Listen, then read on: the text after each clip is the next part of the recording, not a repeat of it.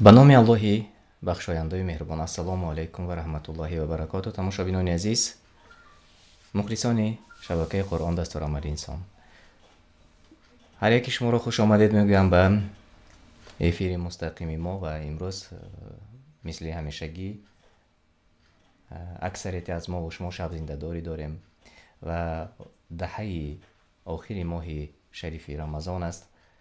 و چون که دیروز ما در برنامه دیشب در برنامه گفته بودیم که کوشش میکنیم در دهه آخر رمضان هر روز به بعضی از سوالهای شما جواب گفته باشیم. در مهمانی برنامه ما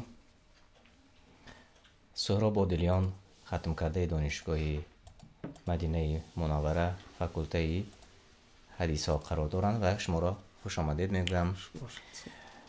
و امروز نیست بیایید یک صحبت آزاد داشته باشیم، چون اکثریت تماشابینان ما این لحظه ها وارد شدند و با ما هستند و سوال های زیاد دارند و موضوعی خود زکات را، احکام زکات را با شما بررسی کنیم و شاید بعضی از تماشابین ما سوال ها داشته باشند در این موضوع و به سوال هایشان انشالله از شما پاسخ میگیم انشالله. و خب تماشابینان عزیز، بیایید آغاز میکنیم و سر اول درباره زکات خودش چی است کوتاه معلومات میکنیم. بسم الله الرحمن الرحیم. الحمد لله و الصلاة و السلام علی رسول الله و علی آله و اصحابه و من والاه. اما بعد، زکات در لغت عرب به معنای سبزیش، برای آنکه زکات واقعا مال زکات دهنده را می سبزاند و یک معنای دیگری آن پاک، تازگی، تزکیه، پاک کردن، برای آنکه مال صاحب زکات را پاک می گرداند از افلاسی ها و همین گونه خود صاحب زکات، شخصی که زکات می برارد، او را از گناه ها پاک می گرداند و این چونین از اخلاق بد هم پاک می گرداند. شخصی که زکات می دهد غالبا اخلاق او اخلاق خوب می شود. بنابراین الله سبحانه و تعالی گفت که خذ من اموالهم صدقه تطهرهم و تزکیهم بها و صل علیهم ان صلاتک سکن لهم. بگیر ای محمد علیه السلام از مال مسلمان ها صدقه تطهرهم، یا صدقه را که آنها را از گناه ها پاک میگرداند، صاحبان مال را، و مال آنها را از افلاسی پاک میگرداند. و تطهرهم، آنها را پاک میگرداند، مال آنها را پاک میگرداند و مال آنها را میسبزاند. تزکیهم، و در حق آنهایی که زکات میدهند دعا کن. میسبزاند یعنی که زیاد مالشان زیاد میشه. هر کسی که زکات میسپارد یعنی مالش کم نمیشود و برعکس زیاد میشود با وعده الله سبحانه و تعالی و با وعده جناب رسول الله صلی الله علیه وسلم، و این را حس و واقع اثبات میکند. تمام آنهایی که زکات میدهند آنها الکی لذت زکات را چشیدند. هر کسی که مثلا میگوید که ما زکات میدهیم و از این کم بغل میشویم، با آنها شما چی گفتنی هستید؟ یعنی زکات برای چی صدقه نامیده شد؟ صدقه تطهرهم. صدقه برای از کلمه صدق گرفته شد، راستگویی.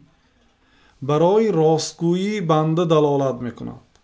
زکات یکی از رکنهای سیومی دین مقدس اسلام است. با امر زکات الله تعالی ایمان بنده ها را امتحان میکند. بنابراین پیامبر صلی الله علیه و سلم میگه الصدقه برهان، خیلی که در صحیح مسلم ثابت شده است. صدقه حجت است، گفتن دلیل است. دلیل به چی؟ دلیل بر راستگویی بنده. وقتی که بنده صدقه میکند، این دلیل برای آنکه این بنده مؤمن است. برای چی؟ باور دارد به الله تعالی و به وعده های الله تعالی و به وعده های پیامبر صلی الله علیه و سلم باور دارد. آنی که باور ندارد این الکی از او نفی ایمان است. ایمان خود را انکار کرده است. این دلالت می‌کند که به سخن الله تعالی و سخن پیامبر صلی الله علیه و سلم باور نداره. اگر کسی گوید که اگر صدقه کردی یا زکات دادی زیاد نمیشه، گفت کافر میشه، برای اینکه الله تعالی زیاد میشود میگه. پیامبر صلی الله علیه و سلم زیاد میشوند میگن کسی این کار کند کافر میشه حکم الله تعالی. و همین بسیاری ها شاید آمیخته میکنن در ذهنشان زکات و صدقه فیتر را. آیا فرق میکند هر دو از هم دیگر؟ چون اکثریت همین دو را صدقه فیتر در ضمن زکات است. زکات از 8 مال است. هشتمین آن زکات فیتر است که این زکات بدن است. زکات شخص روزدار و این خاص به ماه مبارک رمضان است این زکات. اما 7 زکات بالایی آنها وابسته به مال است. یعنی که صدقه فیتر هم یک نوع زکات است. خیلی خوب. و تماشابینان گرامی، سوالهایتان را کوتاه‌تر اگر نوشته کنید در چت، انشالله با بعضی از آن سوالهای شما انشالله کوشش میکنند که دانلود جواب گویند. و تا آندم یک سوال دیگر درباره جایگاه، یعنی قدر و منزلت زکات میگفتید و چی جایگاه دارد در اسلام زکات؟ زکات یکی از رکنهای دین مقدس اسلام است. سومین رکن است بعد نماز.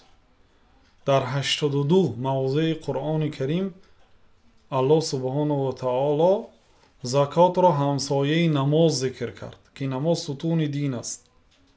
الله تعالی میگوید که اقیموا الصلاة و آتوا الزکاة، نماز را برپا دارید و زکات را دهید. در 82 موضع زکات و نماز همسایه آمده است. بنابراین حضرت ابوبکر گفتند که و انها لقرینتها فی کتاب الله، و زکات همسایه نماز است در کتاب الله تعالی. و من جدا میکنم سر شخص را که نماز را از زکات جدا میکنم، سرش را از تنش جدا میکنم. بعد وفات رسول الله صلی الله علیه و سلم یه طایفه از مردم عرب زکات را انکار کردند، گفتند ما زکات نمیدهیم و حضرت ابوبکر آنها را به قتل رسانیده برای انکار کردن فرض الله سبحانه و تعالی.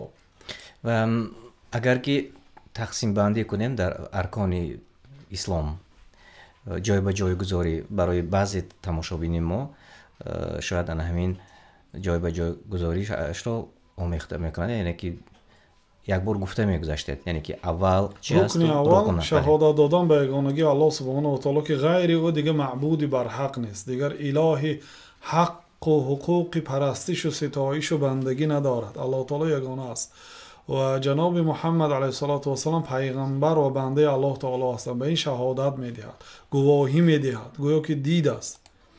این رکن اول است و بدون این رکن دیگر رکنها فایده نمیدهد. اگر کسی که ایمان نبیاره به یگانگی الله تعالی و به رسالت جناب رسول الله صلی الله علیه و سلم، یکی نماز خواند روزه دارد، فایده نمیدهد.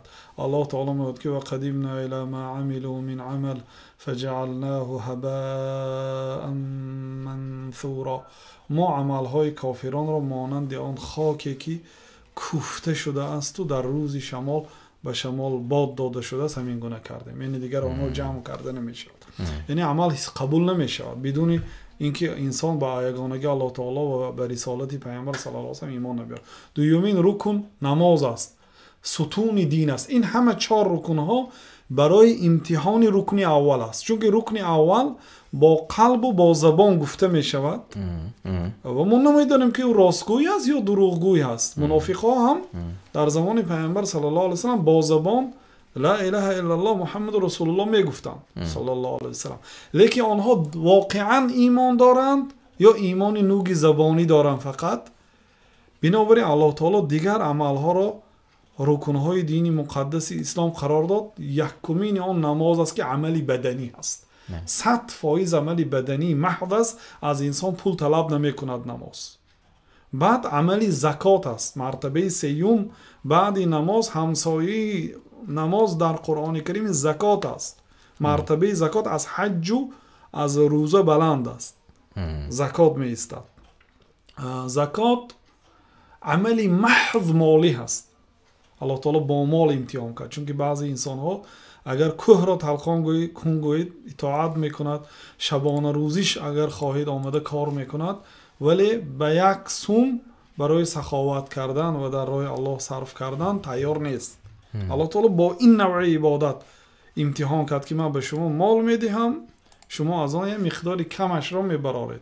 در زکات یگان ذره ظلم نیست. بعد زکات میایستد روزه، برای اینکه هر سال تکرار میشد. روزه هم عملی بدنی است، لیکن فرق از نماز چیست؟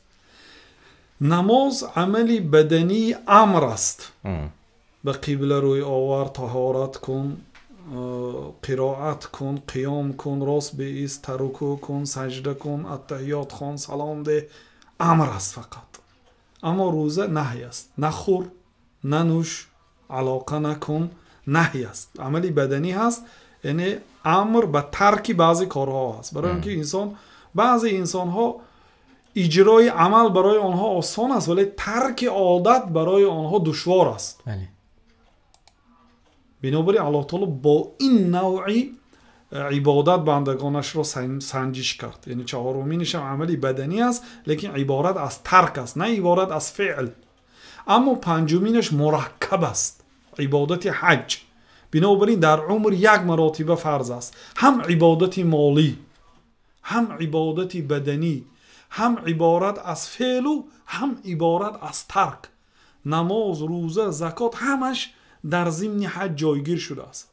بسیار عبادتی بزرگ است. بنابراین الله سبحانه و تعالی در عمر یک مراتبه فرض کرد. اما زکات و روزه در یک سال یک مراتبگی تکرار می شود. اما نماز در یک شبانه روز 5 مراتبه تکرار می شود که شما فرقیت این عبادت ها رو از همین خلاصه برداری کنید. اکنون درباره زکات حاضر گفته گذاشتیم، در چقدر باید که انسان زکات و کی باید که زکات سپارد؟ و بعد از این به سوالهای مردم میگذاریم، چون سوالها خیلی زیاد آمده رسید به ما. خب در 8 مال زکات است. مال اول طلا. کسی که 85 گرم طلا دارد زکات میدهد. دومینش نقره. کسی 595 گرم نقره دارد طلا میدهد. در زمانه امروزی ما به جای طلا و نقره مردم پول نقد را استفاده میبرند. در زمانهای قدیم پول کاغذی نبود، مردم به واسطه طلای نقره خریداری میکردند. از این پیشتر مردم به واسطه مال عوض کردن مال به مال بود. مثلا شما کارتوشکا دارید، میبرید که بیا من 1 کیلو کارتوشکا میدم، تو برای من 1 کیلو پیاز ده. همین خیلی بود. این دشوار بود. بعد طلا و نقره گذاشتن، یعنی طلا و نقره واسطه شد. با واسطه طلا و نقره هر چیز خریده میشد. از بس که طلا و نقره مالی مثلا وزنی گران است و از این کشور به این کشورش بردنش دشوار بود. تاجرهایی مقصد باری زیاد می آوردن از این کشور با کاروانهای زیاد، برای آنها مشکل بود طلا رو همراهشان گرفتن. بعد یک نوع کاغذ برآوردن. مثلا بین دو، شما در مثلا در شام قرار دارید، من در حجاز، و شما یک مکتوب می نویسم، یعنی پرال گوییم، فقط شما میدانید خلاص آن رقم یا آن نوشته جاتا. یعنی معنای این که مثلا 1000 دینار به کارگرای من دهید. اینها وقتی که میرن شما 1000 دینار میدهید، اینها بارها رو خریده میآین. وقتی که نماینده شما هم یا شما خودتون به کشوری من آمدید، من به شما میدهم. فقط همون کاغذ و نقش پول رو میباخت، نقش طلا رو از این کشور به این کشور نمیبردن. و این با ترقیات زمان امروز هر کشور پول خودش را برآورده است. هر یک این پول ها نصاب داره، قیمتی خود را دارد. مثلا دلار طلا هست اصلش، یا ریال سعودی اصلش نقره هست. مثال بیاید اگر کوتاه‌تر کرده فهمانیم برای مردم، اگر که 5000 سامان دارند، چقدر باید که از آن زکات سپارند؟ یا اینکه 10000 سامان دارند، از آن چقدر زکات سپارند؟ این گونه ما فهمانیم مردم زودتر میفهمند. یعنی با مثال این زکات طلا و نقره زکات پولی نقد است. در امروز اگر رفت و زکات طلا و نقره داشته باشند با پولشان جمع میکنن. مثلا پولی نقد دارن $1000 فرض کردیم، 5000 سامان پولی سامانی دارن، یا پولی روسی هم دارند مثلا 20000، همشه جمع میکنن و به مقدار یا طلا یا نقره حساب میکنن. 85 گرم طلا امروز اطراف $5000 است. اگر با طلای بلند حساب کنیم، یعنی از این 2.5 فایزش رو میبرارن، میشود $125. اگر به نرخ نقره حساب کنن اطراف $500 به $500 پول زکات چی میشد واجب میشود، اطراف $12. از $500 $12. یعنی با دلار حساب کنیم تا اینکه امروز اکثر تماشابینای ما در مهاجرت هستند. بله بله. تا اینکه به همه واضح و روشن شود. خب تماشابینان گرامی، من میبینم که خیلی زیاد نفرها تماشا میکنند. از شما احترام خواهش میکردم که لایک مونه تا که دیگران وارد شوند به برنامه ما. دیگران نیست تماشا کنند و مثل ما و شما و به سوالهای خودشان پاسخ گرفته توانند. از شما احترام خواهش میکنم که در ماندن لایک بخیلی نکنید، چون شاید بعضی شاید فراموش کردند، دوباره داخل شدید لایک مونه تا که نواری ما رو دیگران تماشا کنند و در ایما و واتساپ و هر جایی که فیسبوک و آن صفحه های اجتماعی که شما دارید در آن تقسیم کنید. و بیایید اکنون به سوال های مردم گذاریم، چون اینجا از رجب علی سوال آمده است: اگر ما زکات به پول روسی حساب کنیم یا تاجیکی ما در غریبی هستیم؟ سوال دادند. به هر پولی که در دست دارن حساب کنن، از همون زکات میبرارن. در یک سال از $1000 چند قدر باید که زکات داد؟ نوکک گفتیم یک باری دیگر. از $1000 $25. از $1000 $25. یعنی $1000 که در خانهشان چون پولی نقد است اضافگی هست، یک سال شده است برای ذخیره کرده شان با سال شماری هجری قمری، نه با سال شماری آفتابی میلادی. برای آنهایی که مثلا در اجاره خودشان میشنن، خانه ندارند اما $1000 دارند، آنها نیز $25 میسپرند. اگر با نصاب نقره حساب کنیم برای زکات میدهند. اگر با نصاب طلا حساب کنیم زکات نمیدهند. یعنی که ما چگونه باید حساب کنیم با نصاب؟ علما رحمت الله علیه میگن که با آن نصاب حساب کنند که به فقرا فایده ناکتر باشد. اگر خواهید که به فقرا فایده ناکتر باشد به نقره حساب کنید. برای آنکه آدمی که $1000 پول دارد برای او هم زکات واجب میشد. یعنی $25 هیچ گفی ندارد. شاید الله سبحانه و تعالی سال آینده زکات بیشتر دهید به سبب آنکه زکات داده، چون که وعده پروردگار است که مال شما را میسبزاند و به تجارت شما برکت میدهد. انسان باید مالک ملک باشد، به ملکش صاحب باشد، یعنی امر و فرمان دهد و سخن او به مالش گذرد، نه اینکه مالش مالک او باشد و او اطاعت مال کند، غلام مال نشود، حرکت کند به این کار. خب یک بار دیگر سعید ابراهیم سوال دادند که از چند سوم زکات واجب می شود و نوکک در بالا گفته گذاشتید شما جوابش را. از چند مقدار پول زکات واجب می شود گفته. و بعضی طلاهای اگر ارزان گیریم $4000 کسی که مقداریم اگر دلار تا داشته باشد $100 میتید. یعنی این سرشوی نصاب است. خیلی خوب. از حکیم کریموف آمده است سوال: ویتری روزه به روزها می شود؟ گفته سوال دادند. فیتری روزه را به روزها داده می شود؟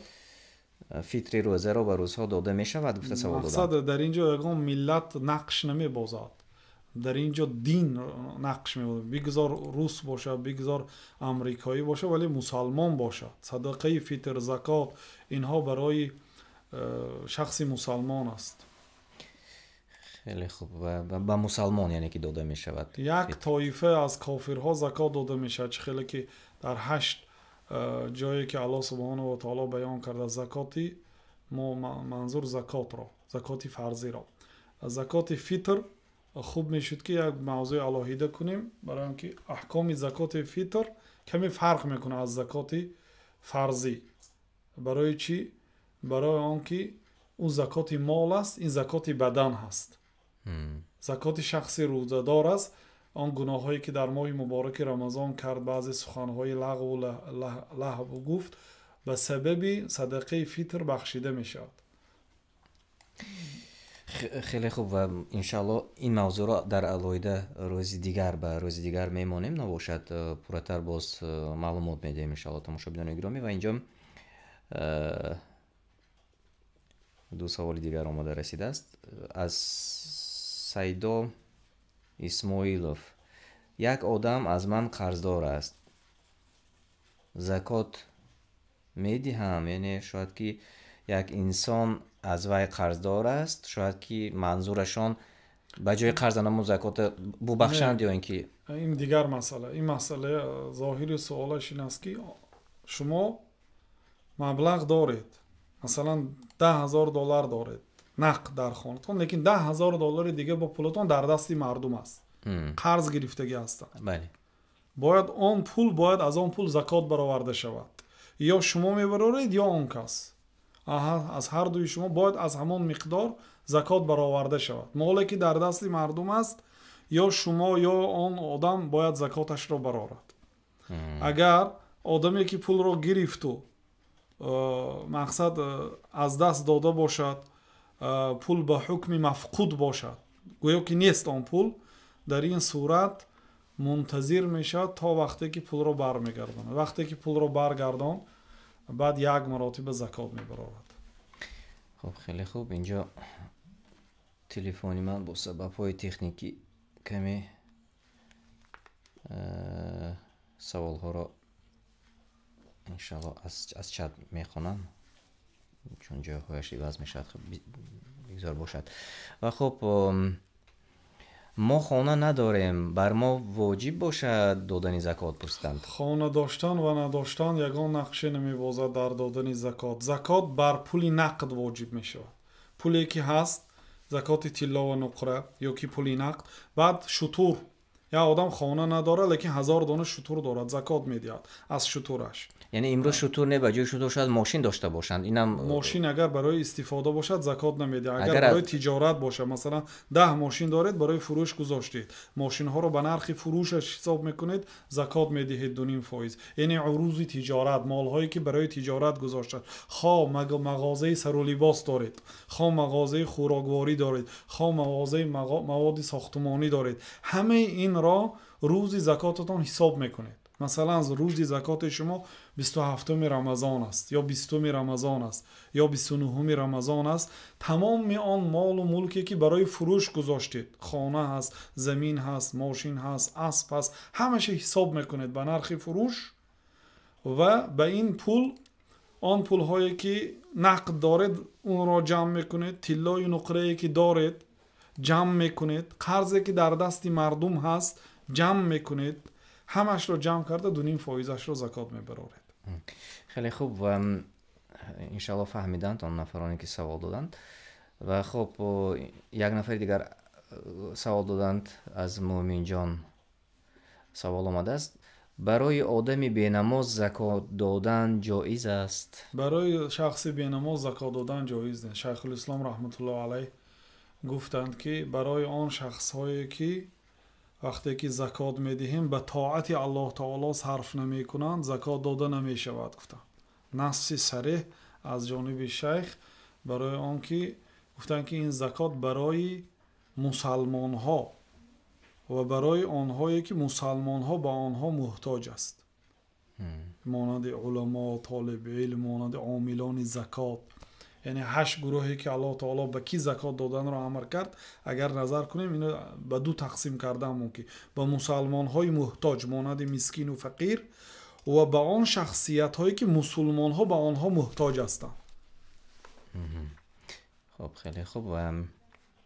بنابراین به شخصی بینماز، به شخصی که با زکات شما آن را به طاعت و عبادت الله تعالی صرف نمی کند داده نمی شود. و به یک سوال جواب دادید. به فکرم یک بار دیگر باز تکرار میکنیم. اگر همین سوال رو دیگر خیلی‌تر ترتیب دهیم: و شخصی بینماز آیا زکات میدهد؟ چون در پیش جواب گفتید مثلا باز یگان نفر نماز نمیخوانند، شاید با بعضی عذرها، عذر کن چی است، شاید کار میکنند و بهانه عذر دارند با خودشان. مثلا میگن که ما بله ما وقت نداریم، یا ما کارمون زیاد، آماده قضایی میخونیم. با آنها چی میگوید؟ علا کل حال آنها باید زکات را دهند اگرچه قبول نشود هم. برای آنکه وقتی که زکات را میدهند الله سبحانه و تعالی روز قیامت جزای آنها سبکتر میشود، چون که آنها روز قیامت پرسیده میشوند برای زکات ندادگی هاشون. شاید دعای بعضی مسکین ها شود که به نماز هم برگردن انشالله. و خب باز یک سوال دیگر آمده رسیده است: به اجازت شوهر زکات دادن جایز است؟ این زکات فرض است. وقتی که فرض شد در این حالت یعنی خواهی اجازت پرسیدن از روی آداب است. در این حالت زنک میگوید که من زکاتم رو به فلانی و به فلان جا داده ایستادم. اگر شوهر مطلقا این کار کند که زکات نمیدهی گفت اطاعت نمیکند. لا طاعت لمخلوق فی معصیت الخالق. مخلوق را اطاعت کرده نمیشه در گناه خالق. اطاعت نمیکنه شوهرش رو. فقط اگر شوهرش گفت که به فلانی نه به فلانی ده گفت این موضوعی دیده برآمده میشد که کی در این مسئله حق است. ولی خب اینجا آداب است چون که گفته گذاشتید و دیروز به این سوال جواب گفته بودیم از روشن آمده رسیده است. میپرسند که شخصی که روزه میدارد و نماز نمیخواند چیست یا کیست؟ البته این رکنهای اسلام رکنهای عظیم است. کسی که بعضیش را کند و بعضیش را نکند قبول نمی شود. حتی حاضر مسئله زکات هم گفتید. کسی زکات می دهد ما گفتیم که زکات دهد اگرچه الله تعالی قبول نکند هم گفتیم. برای کسی که زکات میده الله تعالی قبول نمیکند لیکن ندهد بار جرمش زیاد میشه هم در دنیا هم در آخرت. برای که حق مسکین رو میخورد. یا آدم نماز نمیخواند حق آدم ها رو هم نمیخورد. یا آدم نماز هم نمیخواند حق آدم ها رو هم میخورد. کدام اینها جرمشون عظیم تر است؟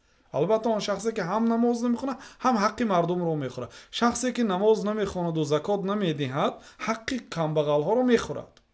بنابراین حق کمبغل ها رو دهد اگرچه الله تعالی قبول نکند هم. چون که الله تعالی میگه که انما یتقبل الله من المتقین. الله تعالی فقط از تقوادارها قبول میکنه. آدمی که نماز نخونه او تقوادار نیست. رکن اساسی دین مقدس اسلام را اجرا نکرده است. مانند آن آدمی که به مادرش عاق است و به خاله اش نیکی میکند. یا به یک زنی که کوچه رحم میکند نگاه و بینی میکند و مادر خودش را تگی پا کرده است. این مانند همین است. خیلی خوب و انشالله که به سوال جواب گفتند و از عبدالله آماده رسیده است. به برادر جایز است که زکات دهیم؟ به برادر جایز است اگر سزاوار باشد، اگر مسکین باشد یا فقیر باشد که ما حالا این 8 گروه رو بیان نکردیم. یعنی اگر از اهل زکات باشد به برادر، خواهر، تقا، عمک، عمه اینها جایز است. فقط به پدر و مادر و به بابا مادر کلان داده نمیشد اگرچه بلند بروند هم. و اینچنین به فرزندا و به همسر و به نبیرگان، ابیرگان، چبیرگان زکات داده نمیشد. فقط به حواشی به دو اطراف داده میشد. به برادران و خواهران و عمه و تقای خاله و دیگرها. یعنی ریسک دین اصول و فروع میگن این رو. اصول یعنی ریشه و شاخه ها به اینها داده نمیشه. از ریسک دین صلاحوف نیست به همین مانند سوال آمد و انشالله شما نیز فهمیدید یعنی که میشود. پرسیدند که به برادری زنش بیمار است زکات میشود؟ قینی یعنی اگر فقط یک چیز را رعایت کنید که آیا آنها از نگاه شریعت سزاوار فقط خویشاوندیش نگاه نکنید. خویشاوندتون هست لیکن نماز نمیخواند ندهید به آن کس. به برادری مسلمانتون دهید تا اینکه با آن زکات شما به اطاعت الله تعالی به خدمت دین به خدمت مسلمان ها قوه آن را صرف کند. ولی جان غلاموف به انسانی که قرضدار باشد زکات میدهد؟ خودش قرضدار باشد انسان؟ اگر انسان قرضدار است مثلا $10,000 قرض دارد لیکن شتر دارد مثلا از شترش زکات شتر رو برآوردن میگیرد.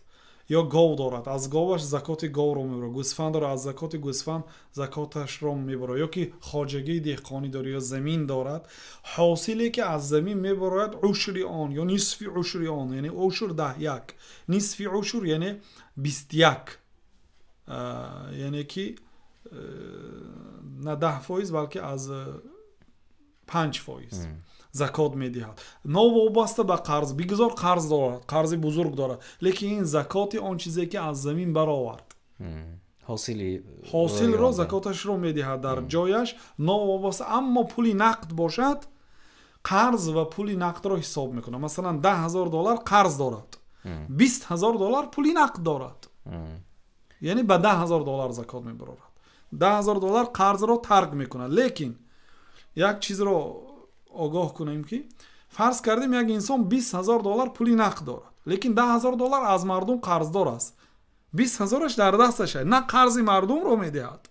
در این حالت از 20,000 زکات میدهد، برای اینکه $20,000 باید زکاتش برآورده شود. اگر خواهد که از 20,000 ندهد و از 10,000 دهد، بگذار این 10,000 رو به صاحبانش برگردونه تا اینکه وای دهد. فهمیدید؟ از هر یک پولی نقد باید زکات برآورده شود، از هر یک پولی نقد و از هر یک مالی که به تجارت پیشنهاد شده است.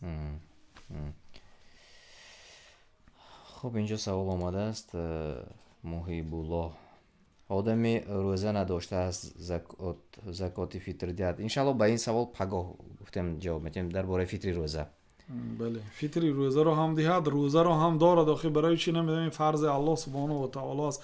فردا جوابگری داره. این تن و جسمی که الله سبحانه و تعالی برای شما داده است امانت است و این روزه داشتن 100% محض بر فایده انسان است، برای دینی و دنیای و سلامتی و آبروی و فایده های روزه رو اگر شماره در حیرت میمانید. یعنی نه فایده های دارد که انسان تعجب میکنند. گذشتگان ما به این فایده هاش نگاه نکرده روزه می داشتن، برای آنکه امر الله تعالی است، امر پیامبر صلی الله علیه و سلم است.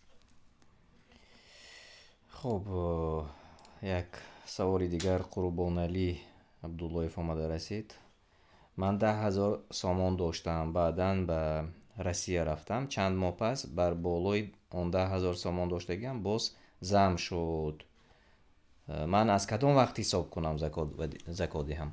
فرض کردیم شما در یکمین روز رمضان، برای فهم شدن مسئله، یکمین روز رمضان شما به دستتان یک مبلغی آمد که به نصاب رسیده است، یعنی $5,000 به طلا، یا به نقره گیریم $500.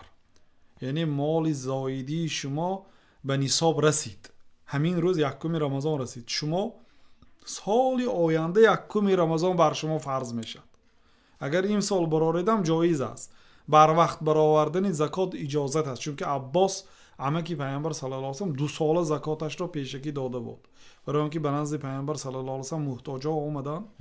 پیامبر صلی الله علیه و سلم از عمکشون گرفتن و به محتاجها دادن، گفتن که 2 سال آینده تو زکات نمیدهی، برای اینکه مردم زکات های خود را داده شده بودند دیگه. از کی گرفته دیدند پیامبر صلی الله علیه و سلم؟ این دلالت میکنه که زکات سال آینده را داده میشه. اگر طبق فرض میدهم گفت 1 سال منتظر میشد، سال آینده 500 دینار امروز $500 یا که $1,000 یا $5,000 امروز داشت، صاحب نصاب گشت روز یکم رمضان. سال آینده فرض کردیم که این به 1 میلیون رسید، از 1 میلیون زکات میبرد. رفت و اگر سال آینده فرا آمد از نصاب نمیدهد. یعنی معتبر که است؟ معتبر حولان الحول میگن عرب ها، گذشتن 1 سال، 1 سال هجری قمری، یعنی 354 روز. از این زیاد اجازت نیست. به سوال دیگر گذاریم.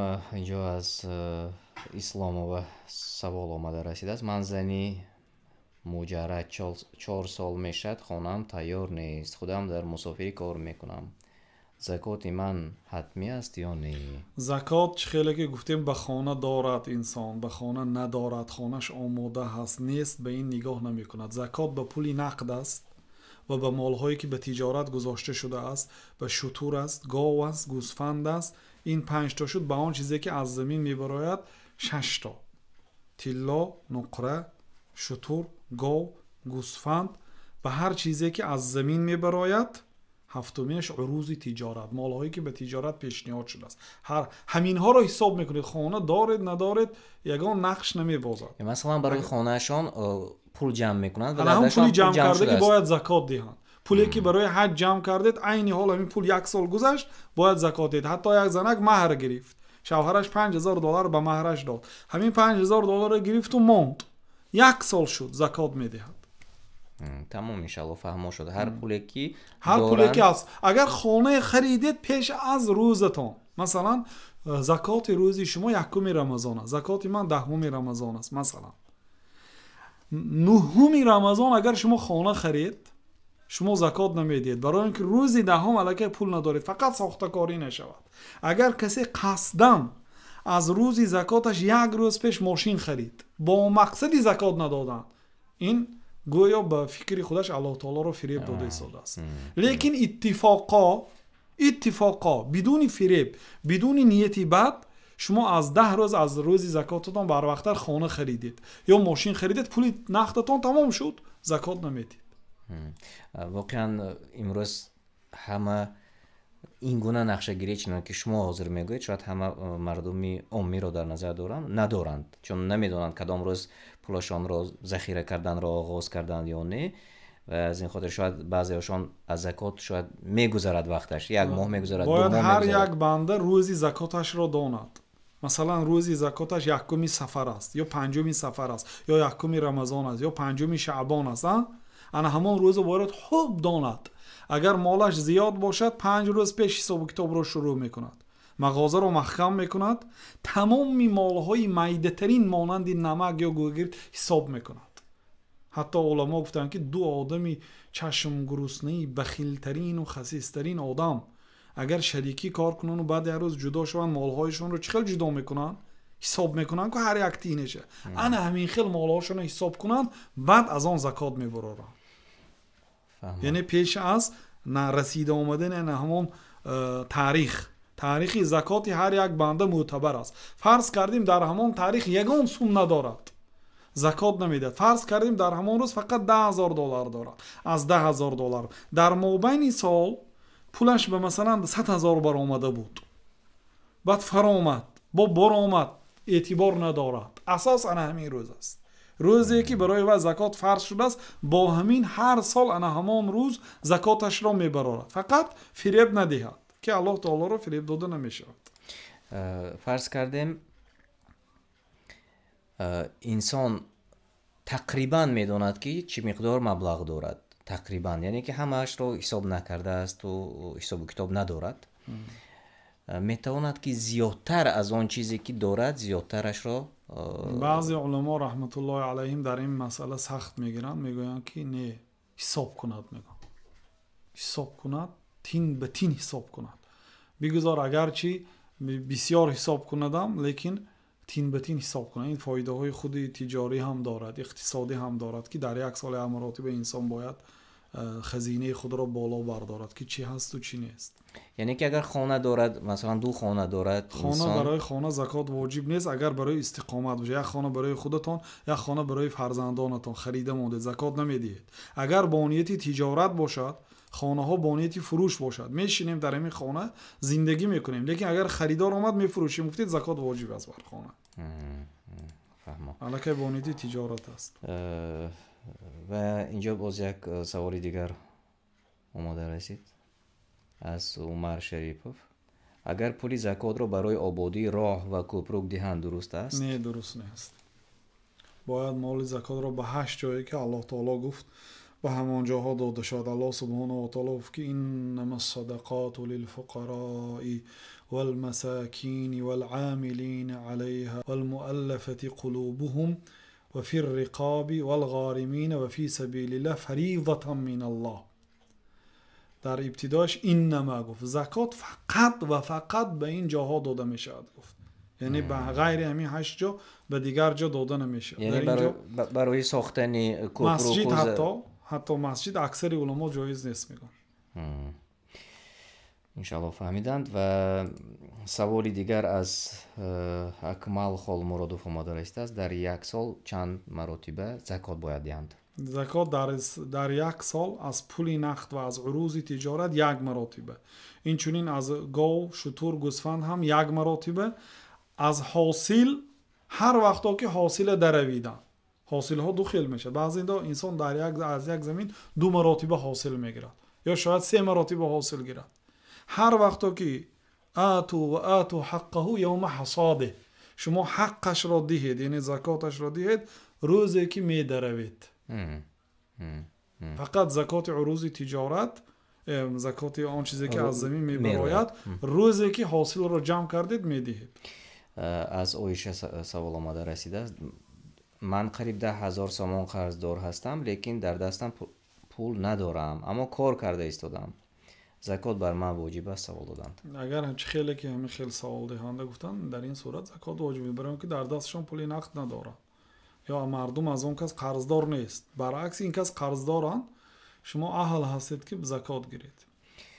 خب آنهایی که سوال میدن درباره فطر روزه انتظار باشد انشالله روز دیگر، یعنی شب پگاه انشالله ما در موضوع فطر روزه با شما پورا صحبت میکنیم. امروز موضوع فقط زکات را انتخاب کردیم چون به سوال هایی که درباره زکات به زکات مربوط است با آن انشالله دنبال جواب خواهند گفت. و یک بار دیگر تکرار میکنم در مهمانی برنامه ما سهراب عادلیان ختم کرده دانشگاه مدینه منوره فاکولته حدیثی شریف. و از مال میراث آیا زکات دادن ممکن است؟ سوال دادند. وقتی که میراث تقسیم کرده می شود و آن مالی شما نبود تا امروز، وقتی که نصیبه شما جدا کرده شد، اگر رفت و مثلا $5,000 نصیبه گرفتید از پدر یا از مادر، مثلا 1 سال منتظر میشید. سال آینده اگر همون $5,000 باشد از همون زکات میبرید. اگر زیاد شده باشد از همون زکات، اگر کم شده باشد زکات نمیدید. بله از میراث زکات هست، فقط که روزی که به دستش آمد آن روز، یعنی روزی که او صاحب نصاب شد. الان دوم شرط زکات این که حولان الحول شد، باید 1 سال گذرد به این. یعنی شریعت همین روز خودش زکات ده نمیگفت. 1 سال دیگه با منتظر میشه تا اینکه زیاد شود مالش. خیلی خوب. از تماشا بینیم آمده است یک بار دیگر تکرار کنید 8 جا کدام هایند؟ بله، اولین آنها فقیر است. فقیر شخصی که چیزی ندارد. مسکین و فقیر از هر دو فرق دارد. مسکین شخصی است که از فقیر بالاتر است. مسکین شخصی که شاید خانه دارد، شاید ماشین دارد، ولی درآمدش از برآمدش کم است. مثلا 1000 سوم درآمد دارد، 2000 سوم خراجات دارد. خراجات میانه، خراجاتی که مثلا بسیار صرفه‌کارانه هست، با وجودی همین 1000 سوم نمیرسد. خب مادامی که برای این 1000 سوم نمیرسد، ما برای این باید 12000 سوم دهیم. 12 سالی ماهی آینده رو به نظر گیریم تا اینکه 1 سال این مشقت نکشد. از این زیاد داده نمیشد. اگر داده شودم قبول نکند، باید گوید که من همین 12000 سوم رو قبول میکنم، اضافهش برای من حلال نیست که برگرداند. این مسکین آن شخصی که مال دارد، ملک دارد، ولی که کفایه نمیکند. اما فقیر رو امروز ما یافته نمیتونیم. فقیر کی رو فقیر هستن؟ فقیرانی که مثلا نه خانه دارن، نه در دارن، نه جای کار دارن، هیچی ندارن، مانند بعضی مهاجرها در کوچه ماندن مثلا، اونا فقیر هستن. یعنی چیزی ندارد. یکم فقیر. دوم مسکین الله تعالی میگه که و اما السفینه فکانت لمساکین، اما این کشتی از آن مسکین ها بود. میگه یعنی مسکین کشتی داشته، شاید مسکین ماشین دارد ولی درآمدش کم است، به اهل و عائلش نمیرسد. اون فقیر، اون مسکین است به قدری که نمیرسد. هر ماه مثلا 500 سوم قرضدار میشه. خب در مدت 12 ماه 6000 سوم قرضدار میشد. برای او 6000 سوم زکات میدهیم تا اینکه در مدت 1 سال آینده عذاب نکشد.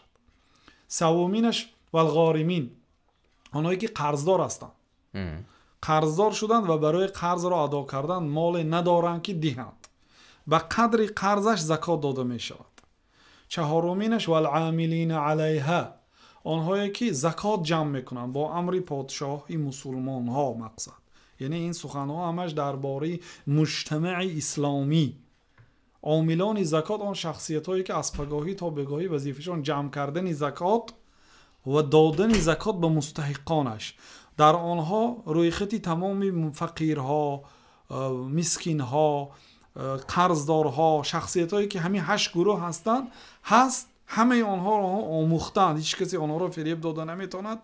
اینها زکات میدن. بعضی علما میگن که باید اینها اصلا از زکات نگیرند و دولت از بیت المال زکات دهد. بیت المال هست اونجا مال مسلمان ها ذخیره میشد، از اون مال برای اینها مزد دهد، از اینها به اینها زکات نده. لیکن رفت تو بیت المال نباشد، در این صورت اینها از زکات همچون مزد مهنت به قدری کفایه کننده به اینها مزد داده میشد. یعنی که معاش. چهارمین گروه اینا. پنجمینش مؤلفه قلوبهم، آنهایی که کافر هستند لیکن اگر پول دید اسلام قبول میکنن. یعنی در آنها از کلمه الفت گرفته شده، در دل آنها رغبت به قبول اسلام پیدا شده است. یعنی آنها یا اسلام رو قبول نکنم یا قبول کنم گفته به خود یک نقشه ماندن. به همین گروه آدم ها داده میشه تا اینکه قلب آنها به اسلام گرم شود. و بعضی علما این گروه میگن تا دین اسلام استوار بودنه و این یعنی منسوخ شد میگویند، لیکن این قول اینقدر به قوت نیست. مقصد مؤلفه قلوبهم اگر وجود داشته باشه با آنها زکات داده میشه. ولی مؤلفه قلوبهم و پنجمینش آن آدمی که در راه مانده است، ابن سبیل، شخصی که در راه باقی مانده است، در مسافر است، تا شهرش رسیدن مبلغ لازم است، لیکن در شهرش بای است. اگر در شهرش هم فقیر باشد الکی و به طبقه اول میدارد، به فقیر یا مسکین. در شهرش بای است و در کوچه بی پول و مال مانده است، رازنها دزدیدن یا گم کرده است. برای این آدم به قدری تا شهرش رفته رسیدن زکات داده می شود. اگر رفت و رسد و زیادکی کند بر می گرداند آن را. و فی الرقاب، یکی از آنهایی که برای آن زکات داده می شود این غلام مکاتب است. غلام مکاتب آن غلامی که خواجه اش گفته است که تو به من مثلا 20,000 دلار بیارو، خودت رو از من خریده آزاد کن، به شرطی که این غلام مسلمان باشد. مسلمان باشد و صاحبش همین خیلی امکانیت داده باشد، بعد این پول جمع میکند تا اینکه خودش را خریده آزاد کند، برای همین زکات داده می شود. و آخرینش و فی سبیل الله، الله تعالی که و در راه الله گفت. در همین مسئله خلاف است. و فی سبیل الله چی معنا دارد؟ در راه الله آیا این عام است؟ هر کاری که برای خدمت دین مقدس اسلام، برای رواج اسلام، برای اعلای کلمت الله، برای بالا برداشتن کلمه الله است، هر راهی باشد برای همین است؟ یا فقط منظور یک راه است که این هم باشد جهادی در راه الله تعالی؟ که اکثر علما میگن که در اینجا مقصد فقط جهاد است، برای خریدن یراق و اسلحه و برای دادن به جنگاورها داده میشد، نه به دیگر گروه میگویند. برای چی؟ برای اینکه نصوص قرآن و سنت اگر دهیم اهمیت دهیم در هر جایی که فی سبیل الله آمده است منظور جنگ است. ولی بعضی علما میگن که طالب علمان، علما، آنهایی که خدمت دین دارند، یا اینکه کتاب برای آنها برای خریدن کتاب پول دادن اجازه است، ولی که ساختن مسجد را اکثر علما اگرچه خدمت به دین است نمی شود گفتن از این مال دادن. و بعضی ها اجازه دادن، لیکن قول آنها ضعیف تر است. خیلی خوب، تشکر زیاد. و واقعا وقتی ما خیلی کم باقی مانده است، اما سوال ها خیلی زیاد است. من از بین سوال ها آن سوال هایی که ما جواب نگفتیم آن را انتخاب میکنم، چون به بعضی سوال های شما الکی جواب شده است. شما میتوانید تکراری برنامه رو تماشا کنید و با سوال هایتان ان شاء الله جواب رو میشنوید، چون ما گفته گذاشتند و اکثریت سوال های شما جواب گفتند. خب، از آدم شراب فروش زکات گرفتن ممکن است؟ سوال دادن نورالله اسرارов. زکات نوابسته به صالح و طالح بودن آن، وقتی که برای او زکات واجب است او برآورده میدهد، وقتی که شما سزاوار زکات باشید گرفتن اجازت است. والله اعلم. خب، اینجا باز یک سوال دیگر آمده رسید. چاروا رو چه خیلی حساب کرده زکات براریم؟ کدام نوعی چاروا؟ مثلا بز و گوسفند اگر 40 گوسفند داشته باشد، 40 گوسفنددار شود و 1 سال گذرد برای 40 گوسفنددار شدنش و آنها اکثری سال را در چراگاه بی پول میچرانیده باشند و از 40 گوسفند 1 گوسفند میدهند. اگر 120 تا 120 را، اگر 121 دانه گوسفند شود بعد 2 گوسفند میدهند. از 120 گوسفند 2 گوسفند. بعد وقتی که به گوسفندشون به 400 رسید، بعد از 400 گوسفند 1 گوسفند، از 500 گوسفند 1 گوسفند، همین گونه از هر 100 دانه گوسفند 1 گوسفند زکات میدهند. گاو باشه چی؟ گاو از 30 گاو 1 گوساله 1 ساله.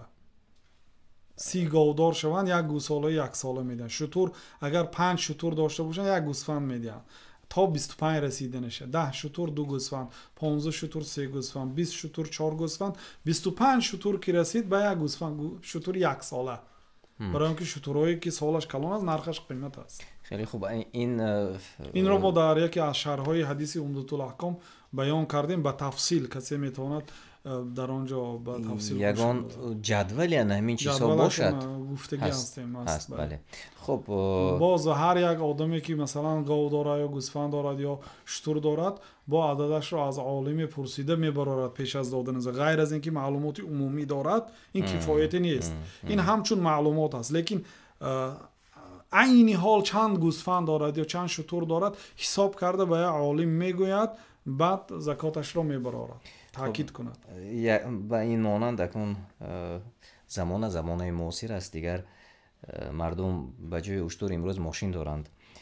пурсиданд ки аз мошин чанд сум закот диҳанд. мошин агар барои савор шудан бошад закот наметиҳад, агарчанде ки мошини $1 миллион бошад, агар барои саворшавӣ бошад. Лекин барои тиҷорат бошад, баъд нархи фурӯшаш ҳисоб мекунанд ва аз он 2.5% мебароранд.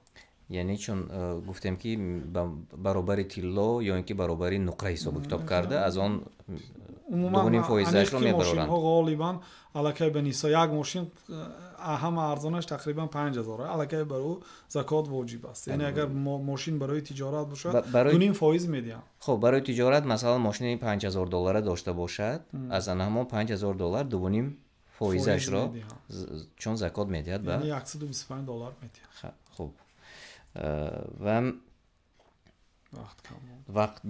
вақт хеле кам мондааст. тамошобинони азиз, ман мебинам ки саволҳои шумо саволҳои такрорӣ омада истодааст. аксар саволҳои шумо саволҳои такрорӣ аст. хоҳиш мекардам ки як маротиба такрори барномаро тамошо кунед. дар такрори барнома домоло гуфта гузаштанд. ба аксар аз саволҳои шумо ҷавоб аллакай ҳаст дар дохили ҳамин барнома ба закот. ва мо ин лаҳза бо шумо хайрухуш мекунем ва дар меҳмонӣ мо як бори дигар такрор мекунам, довло Суҳроб Одилиён буданд ва иншаллоҳ пагоҳ боз тақрибан соатҳои 1 бо вақти Москав кӯшиш мекунем ки барномаро зинда пешкаши шумо кунем ва такрори барномаро дар шабакаи Қуръон дастур амали инсон пешниҳоди шумо мекунем. метавонед ки тамошо кунед ва бо эфири мо бошед, бо шабакаи мо бошед, чун барномаи зиндаи мо ва тарҷумаи маънои Қуръон 24 соат дар шабакаи Қуръон дастур амали инсон пешниҳоди шумо мешавад. бо шумо хайру хуш мекунам. худатон ва атрофиёнатонро ҳифз кунед. Ассалому алайкум ва раҳматуллоҳи ва баракатуҳ.